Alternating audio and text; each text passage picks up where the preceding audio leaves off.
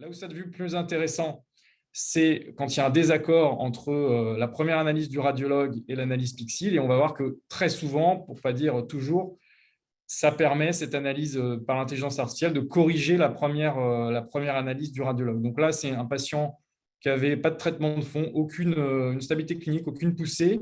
La dernière IM datée de 2011. Le radiologue, sur sa première analyse, ne trouve pas d'évolution et pour autant, au final, il va retenir une lésion croissante grâce au rapport Pixel qu'il aura obtenu.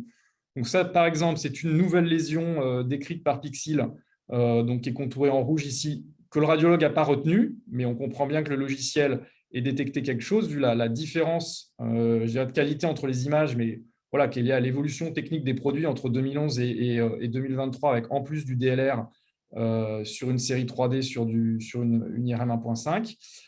Donc là, cette lésion n'a pas été retenue. Par contre, cette lésion croissante n'avait pas été vue par le radiologue. Alors, a posteriori, même si les lésions croissantes, les petites lésions, c'est souvent difficile sur les séries de fusion. Et là, malgré tout, a posteriori, on voyait un double contour. Donc, on voyait bien qu'il y a une petite croissance. Et quand on revient sur les images natives, on la retrouve. C'est parfois difficile quand on a beaucoup de lésions à comparer. Là, voilà, Pixel a rattrapé le diagnostic dans ce cas-là. Un autre cas avec un espacement entre les IRM plus courts, 2020-2023. On compare une 3T en 2020, une 1.5 en 2023 du même constructeur. Pas d'évolution pour le radiologue et à nouveau un compte-rendu qui va être modifié par l'analyse Pixel et finalement une nouvelle lésion qui va être retenue, qui n'avait pas été vue par le radiologue.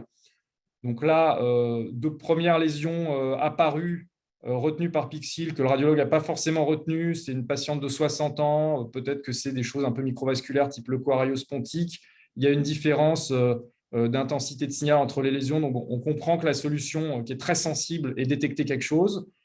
On ne l'a pas forcément retenu. Par contre, cette lésion-là qui est détectée par Pixel, a posteriori, c'est pareil, le radiologue ne l'a pas vu, mais il y a bien une apparition de lésion. On voit bien sur la fusion que l'ancienne lésion est en bleu, la nouvelle est en blanc. Et sur les séries natives, que la lésion n'y était pas. Donc là, ça corrige à nouveau le diagnostic.